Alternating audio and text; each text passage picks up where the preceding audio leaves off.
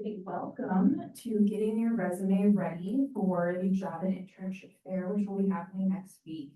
Thanks for joining us today, and this is also being recorded. That way we can upload the presentation for folks if they would like to watch it on their own later. My name is Christina Sincere, and I am a career advisor in the AU Career Center, and I'm going to be talking about getting your resume specifically ready for this type of event, but also in general, a lot of the tips are gonna overlap regardless of what we're getting this ready for. But some things to keep in mind. What we're gonna be going over today are fair specific tips, but then formatting of a resume and making sure that the content of your resume, or what I like to refer to as experience entries, have good information that lets someone know what you're capable of.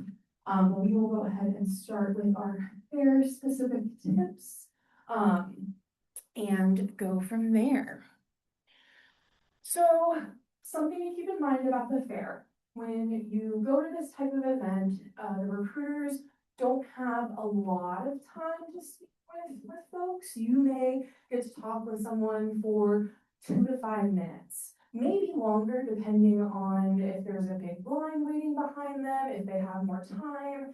Maybe you are able to swing by and talk to them again, if their line gets shorter. But really, you've got a couple of minutes with this person to make your first impression. And I know a lot of folks want to provide a resume to give to these recruiters. So some things to keep in mind as you are preparing these: I would really encourage you to make sure that it is a single piece of paper. The worst thing is someone trying to hand a bunch of papers over to someone and they scatter. We don't know what order they're supposed to go in, but also making sure that you are on a page. It's a very quick scan for someone, and that in the career fair, job fair environment is extremely helpful because you don't have a ton of time with this person. If for some reason, I'm gonna typically always suggest one page, like the front page, and that's it. I don't know if we have any master's or PhD students in the room, or watching this later, but potentially, if maybe you have some sort of CV that is multiple pages, I would still narrow that down to where it's just a front and back. That way you're literally handing a piece of paper over. But if you are an undergraduate student, 1 page on the front, that's gonna be perfect. So we want to focus on the most relevant information that type of employer could be interested in. What I will often get questions of when it comes to relevancy: what if certain activities or involvements that I do are more relevant than others? Maybe you need to bring 2 versions of your resume, depending on the employers that you're speaking with. That is something to potentially think about. I am also a proponent of bringing a few more resumes than you think you might need, just in case. You never know if you're going to run into another person. Maybe there are a couple of recruiters at the table, or you end up talking to someone that maybe you hadn't originally planned on, and they ask if you have a resume on you. So I would maybe bring 2 to 3 more resumes than you think you will need. That is just going to ensure that you have them on you. And if you do plan on printing on campus, the lines can get really, really long at the library or at the other printers on campus, so make sure that you plan ahead. I will say that we have, in recent years, started having more employers who are going paperless. So something that we will sometimes see students get frustrated with, because we are having this presentation and this conversation because typically at these types of events, you hand over your resume. That is very typical. Well, in this digital age that we are in, as well as thinking about the environment, but also, you know, recruiters in many ways have to have people apply directly to their application portals to actually consider them. You may have some employers who are like, oh, I'm not taking resumes, but you can sign up with me to get the link to the job application. Or maybe they have a mailing list. In some cases, you would want to get their business card or contact information, and you can email them with your resume and follow up saying, thank you for speaking with me. But there will be some employers who are like, oh, we're not taking paper. So if you run into that, again, I don't know which ones those are going to be and which ones those aren't. Just don't be worried and don't feel any rejection. They are just not taking paper, but I want you to get their contact information so you can follow up with them. They could have a digital sign-in. A lot of the employers will have like an iPad or even just their work computer, and it's like, oh, sign up for our email list or our recruiting emails. And then at the very least, if like there's not a huge line behind you, if they're like, oh, we're not taking paper resumes, you could ask like, well, I would just love your feedback really fast, like your 6-second impression, like if you're scanning this, what do you have any immediate suggestions for me? Because even if you don't hand that piece of paper to them and they keep it, at least they looked at it. So that could be something to do with that physical copy, and then you can take it back and now you have some advice. If you do want to edit anything, if they're able to give that advice to you in the moment. So those are some things to keep in mind for the fair itself. But now it really is, okay, is our resume ready to give to people? Whether it's in a networking situation or potentially, you know, applying to a job listing that they share with you at the fair. So I guess before I move forward, any questions about any of these fair specific things to keep in mind? All right, excellent.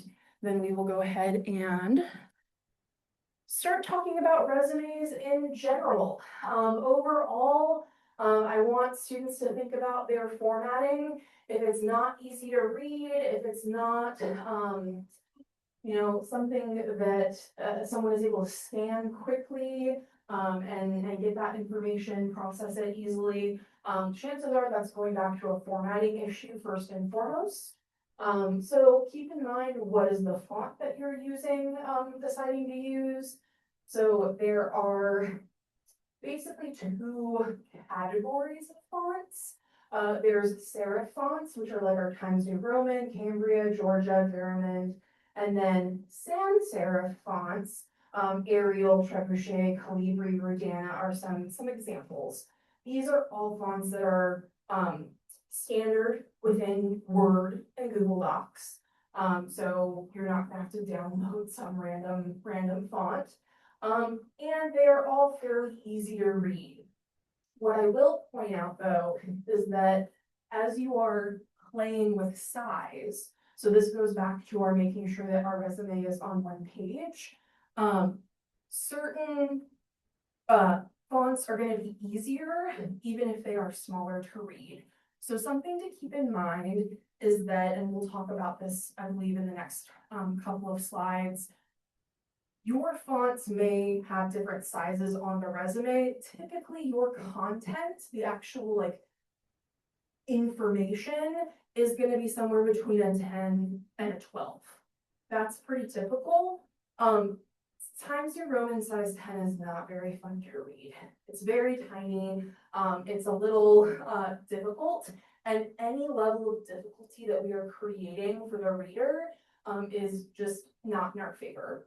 So something to keep in mind is, can I read this easily in the size that I have it? So these are just some examples of common fonts in size 16, 14, 12, and 10. So you can see some comparison.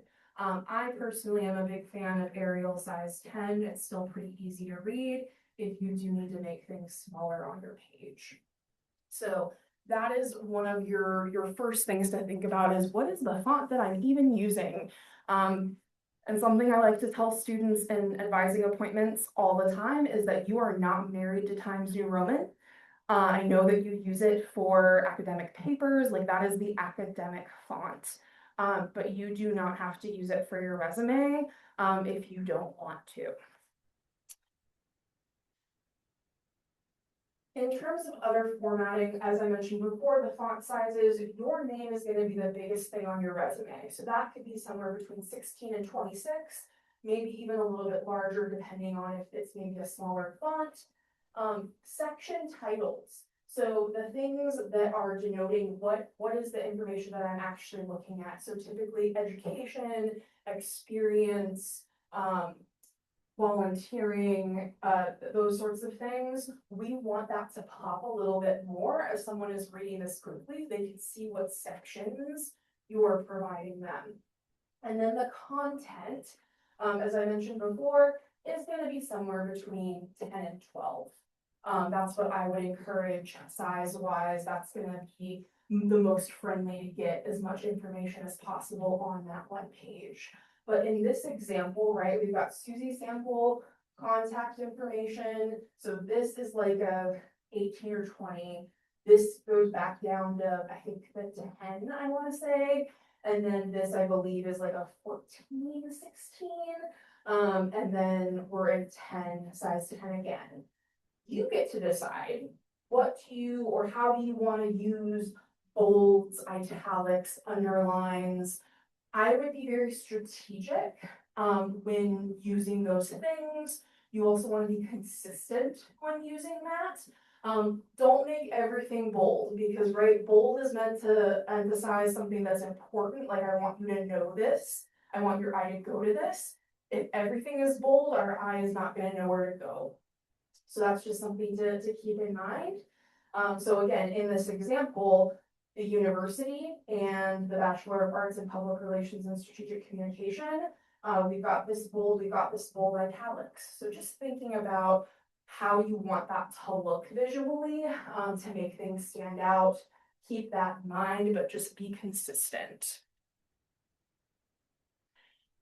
Now, at its core, we really only need 3 sections of a resume. We need to know your name and contact information, we need to know your education, and then we need to know whatever experiences you're trying to share with someone. And the thing is, your resume is going to evolve over time. This section might get extremely tailored. You may even have a different section title. It may be something more explicit, like public relations experience versus just experience. What I would encourage you to think about is what are the optional items that I would want to call out. So very often you will see skills as a section on a resume. I do highly encourage that in order to get keywords on your resume, in order to highlight special types of software or abilities that you have, maybe even certifications. What I don't want to see in skills is just good communicator. Okay, how do we actually show that? We want to show that on the resume through our experiences of what we've done. But a skill could be, I know a lot of PR people use a software called Muck Rack in their work. That is a skill. That is a type of software that we use in order to conduct our work. So, team player. Yeah, okay, that's great. That's a wonderful quality that we absolutely want. Let's talk about how we've been on a team or worked with other people or collaborated with others in our experiences. So that's just something to keep in mind. I do think this is very, very valuable. Even if it's elementary, right? Like when you're looking at jobs that you may see, oh, is able to use PowerPoint. Well, duh, I'm a college student. I use PowerPoint all the time. Yeah, but if I don't know that you use PowerPoint, I'm not, if you don't tell me, I don't know. So that is something to keep in mind with the skills as well. You may think it's elementary and straightforward, but sometimes we do just need to tell people. All right. Maybe you held some leadership positions here on campus in the community. If you're really early still in your college experience, like you're a first or second year student, maybe you have a lot of leadership from your junior and senior year of high school, that could still be shared. So maybe if your experience is like part-time jobs that you've had or other internships, and you then want to call out leadership, that could be a new section in and of itself. So there's a variety of other things. If you do research on campus, I would call that out. That's phenomenal. And I'm a big proponent of leveraging your academic projects and papers, depending on what you're looking at. So if you're into or looking at organizations that do policy related stuff, right? Maybe under your experience, you have a part-time job as a barista, but you really want to show like, but I've done research or I've done projects or I've done papers on this very, very specific type of policy issue. Well, then we would put that into our projects and maybe even call it something like policy project experience to make it even more specific. So these are just some options there, but at the basic level, we need to know your name, your education, and whatever experiences you're trying to share. Another thing that comes back to formatting. I know I'm spending a lot of time on formatting. I'm a big formatting person, because if we're not making use of our page in the best way possible, our experiences are not going to shine. It's going to make it really hard for someone to want to look at our resume. So you have options, right? There's a 1-inch margin, a 0.75 or 3/4 inch margin, and a 1/2 inch margin. All of these are acceptable. There's nothing wrong with any of them.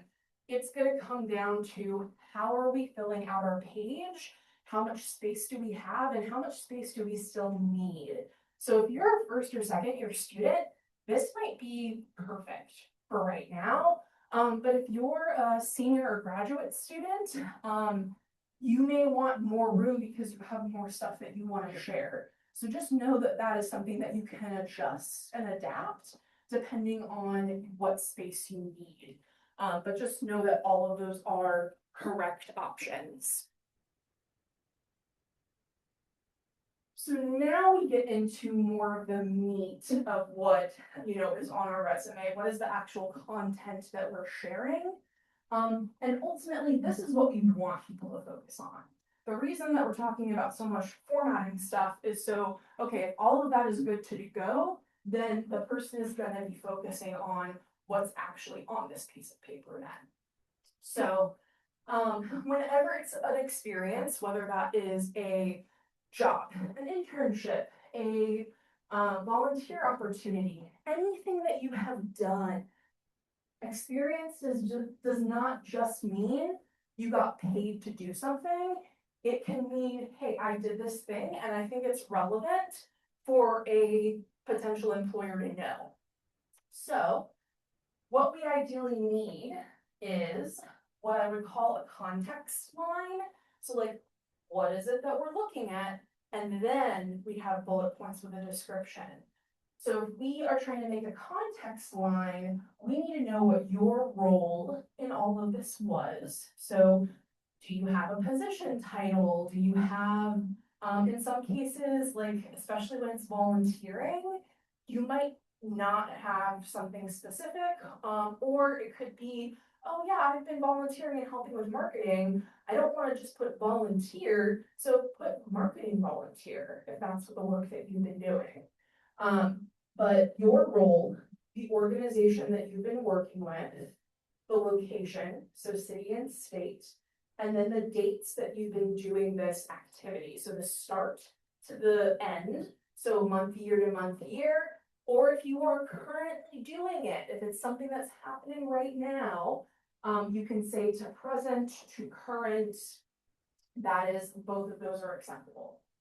So as an example of the context information, here are 4 different ways, and there are more beyond this, but these are kind of the 4 top ways that I will see students lay this out, or how I will encourage students to lay it out. Either we have one line of context information, and you notice that like in this one, we're leading with the role, then the organization, then the location, then the time period. And the time period is living over here to the right.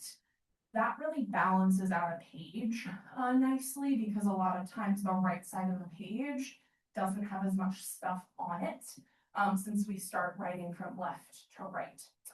But if we don't want to do that, because sometimes this gets a little tricky, sometimes it gets a little funky as we're laying it out, keeping things aligned to the right side of the page. Maybe we just want to go the route of the items being in one line, being separated by that vertical line. That is acceptable as well. But note here, we're leading with the organization and then the role. You can do either. It's up to you. I would not lead with your time or your location. That's not as helpful. It's good information for us to have, but make sure that you're either leading with your role or your organization. And then if you actually have a lot of space on your document, so most of the time, I see students having to change or switch to doing the one line of context information because they need more space on their document. But if that is not a concern, you could think about doing 2 lines of context information. So you'd have a couple pieces on one line and a couple pieces on the second one. You can either have it all to the left, or if you want to balance out your page again, you could do organization, role on one side, and then location and dates to the right. Because again, we need to know that information, but it's not the first thing we need to read. So those are some examples in terms of if you're trying to get your experience entries going. What do I share? How do I get those started? And now it really becomes the step that I think challenges the most students, but is honestly the most important. How are we going to describe our experiences on a resume? We always want to start with a verb. So this is just an example. We have a pretty long verb list, and I will make sure that our folks in the office who send your follow-up email have the presentation as well as some of these resources. So you'll get them. But looking and trying to see what is the verb that best describes what I'm trying to do, or what really kicks off my description and packs a punch with what I'm trying to say. So for instance, if you've done a lot of volunteering, and that is a section that you have, it can be very easy for us to default to help do whatever, or assisted this person in doing X, Y, and Z. Let's say you worked with kids and you helped them learn how to do something, or you were tutoring them, or whatever that is. It's very easy for us to default to helped. That's not the most powerful verb. We want to be thinking about, okay, I planned curriculum that I taught the students. Those are going to be a little bit more active. So just something to keep in mind, I would avoid helped, assisted, aided, because they're not super powerful, impactful verbs. But when you get this list, you're going to have a bunch of categories. So like if I'm trying to get across that I can do good administrative work, maybe there's an administrative portion of what I'm trying to do, that I have organized things, or that I've processed paperwork for another job that I've done before. So that's just something to think about, and why those categories can be helpful.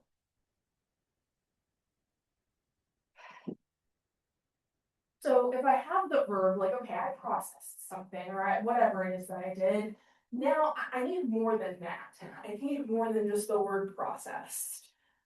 So if I'm trying to write a good description, that's really, really helpful. We want to have, an outcome or result. So if it is that you process, invoices, well, what do we process? So we process invoices, for, customers, to do what? Like, we would want more information. Um, so some exceptions to a description, because the description should show why you're a good candidate. Some exceptions, we might not need a description with awards, especially if the title of the award is pretty self-explanatory. And maybe we have some additional experience. I will see this very often with students that, oh, I do have some internships, or I've done some campus research, or volunteering that is related to what I want to do, but I was also a barista. I want them to know I've done customer service, but I don't have space for a full-on description. You might have a very, very small additional experience section towards the bottom where it literally only has the context line, no bullet points. But most of the time, we always want description. My favorite thing to ask students to think about, if you are reflecting on an experience, like you want to put some sort of, again, the volunteering with kids on your resume, but you are applying to be, something totally different, something that doesn't involve children, but like you spent a lot of time at this volunteering position, we want to ask ourselves, why does this make me a good candidate for what I'm looking to apply to? So when we're thinking of the folks we're going to go talk to at the career fair, we want to look at their information. You are able to do some research on the employers through Handshake.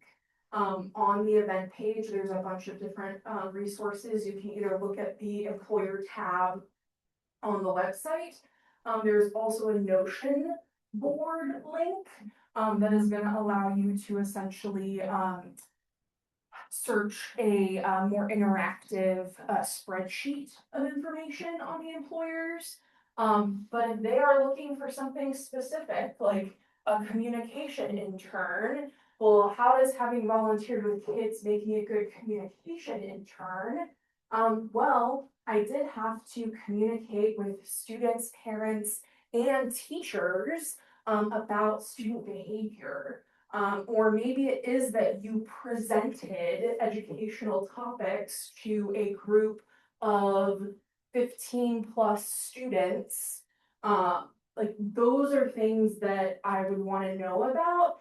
That you took kids to the bathroom, I probably don't need to know that on the resume.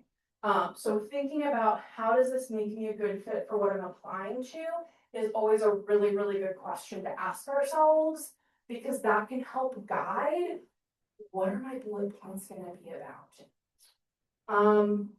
I also encourage you to think about what you feel like are some of your proudest accomplishments from your experiences, or massive highlights of that experience. So maybe, right, every day you did a particular thing, but there was a big conference that you got to go to. And yeah, that was only a 2-day conference, but you prepared and presented a presentation.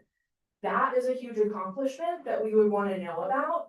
So I would really encourage you to have that in a description, if it's something that like is a big, big accomplishment, even if that wasn't the primary focus of your job or experience. So now to talk about tailoring a resume. I know I mentioned before, depending on the employers you go and talk to, you may have your list of employers that you've been looking at, and you're like, well, all of them do this one thing, so I probably don't need to change my resume too much because all of them are going to be, needing a good writer, communicator, teammate. So I don't need to change things too much, but it could be that if you are looking at a couple of very different things, you may need to highlight or have 2 different versions or multiple versions. Some things you can do to further tailor your resume. It could be more customized section titles. I mentioned earlier that experience, that works. That is correct. Having an experience section, totally fine. But let's say, you're a senior and you've done a variety of different things, and you can say, oh, I have constituent outreach experience, because you want to go and work with, maybe candidates, for, elections or something like that. And specifically, you want to do constituent outreach and you have a ton of that experience. We could be more direct with that. Maybe it's public affairs or government affairs experience. So like, that's just something to keep in mind if you have a lot of similar things that you want to put in a category. Keep in mind, again, what does this employer, or what does this job want? That's what we need to see in your bullet points. Not just, oh, here are my responsibilities from the job. I need to know why that job makes you a good fit for the organization you're actually trying to get attention from. Making sure that you add your academics, adding, projects again as experiences can be a wonderful, wonderful opportunity to show that. And if we can add numbers or metrics to anything, did you increase something by a percentage, or was there a certain number of people that participated in an event that you coordinated? Maybe there was an amount of money that you raised for something. If we can put a number to something, that is always very helpful. All right, so just as a reminder for our upcoming events, and I'm gonna hang out for a little bit to answer questions for sure, because I know we're still really good on time. But I want to remind you that we have some additional upcoming prep events, because right, the resume is just one piece of going to the fair, interacting with these employers.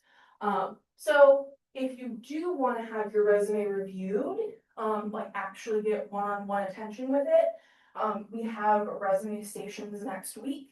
There will be a virtual day as well as an in-person day in the office. So Monday's virtual, Tuesdays in person. So if you want to work on that this weekend and then get some feedback on that, please take advantage of those events. And then, okay, I thought we had, you know what, I think we already had the elevator pitch. So that's something else. We have some videos about elevator pitches, like talking to these recruiters on our YouTube. So those are available as well, because right, you need when you're introducing yourself to this recruiter, you want to be prepared to do that in a confident way. So you're going to do great. This is all going to be good. This is going to be a great event for you all to try. Like that is the big thing, is this is a very low stakes environment for you to practice your networking ability. So the recruiters want to be there to meet you. Perfect is not real. You do not have to be perfect. Nobody needs to be perfect, but we need to be comfortable. So how do we get comfortable? It's through practice. It's through getting our resume reviewed. It's through practicing our elevator pitch or our introduction. And the thing is, the more we practice now, the better it's going to be when you actually get to talk with someone that you're really, really, really excited about, whenever that is. So it's a good thing to practice now and get those kind of nervous jitters out, and just kind of build your confidence with that. So let me go ahead and oh yes, at the fair itself, we will have a student resource table. So when you walk into the fair, you will see a table that has like a bunch of career advisors at it, and other people from campus who are there to support you. If you need assistance or directions, or something doesn't make sense, go to the student resource table and we'd be happy to help you out. All right, so let's go ahead and see, do we have any questions? Yeah. For education section, how do we add like study abroad? Absolutely. So the question is, how do we add study abroad? So there can be a couple of different ways we would do this. One of the easiest ways would be, let me go ahead and actually go back real fast.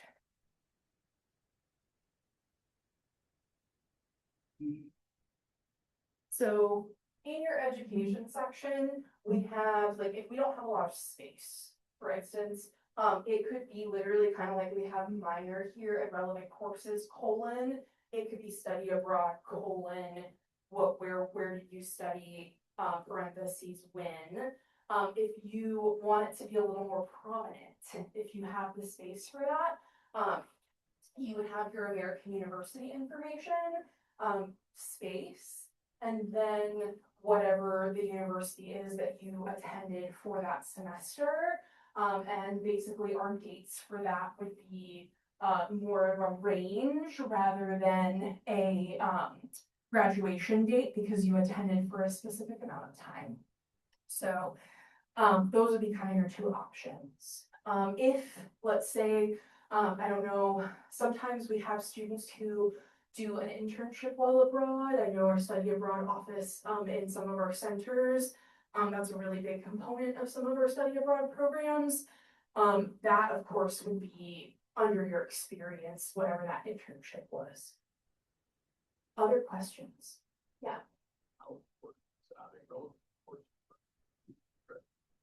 They've talked to some recruiters, they say don't add it, you don't want to see it, and others have said add it. Okay, so the question is, how important is it to add relevant courses and coursework in your resume?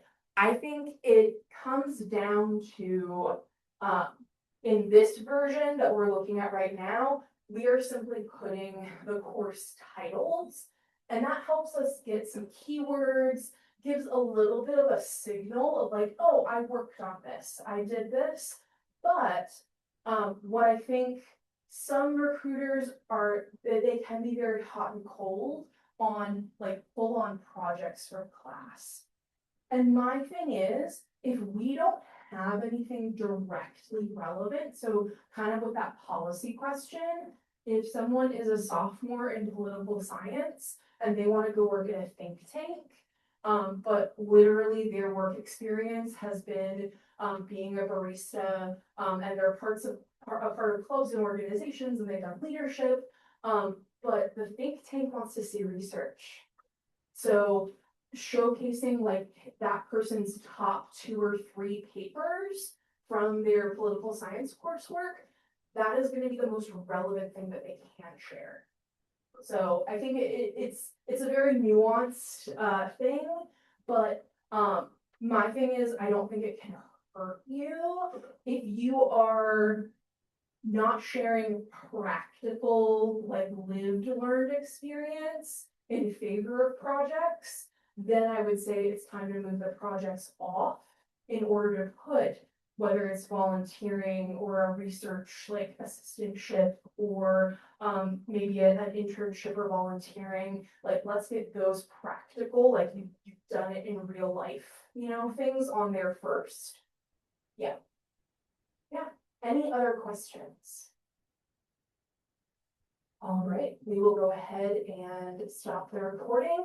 Thank you so much for joining us today and good luck updating your resumes.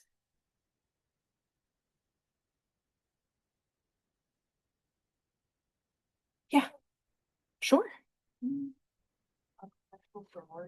Yeah. I was just wondering, like, I don't really know how to add that to my resume without it just being like, I'm in a city. Yes, let's go ahead. Let me stop sharing. Let me stop the recording, assuming that, oh, I'm gonna be, yeah, stop recording. Okay. Yes.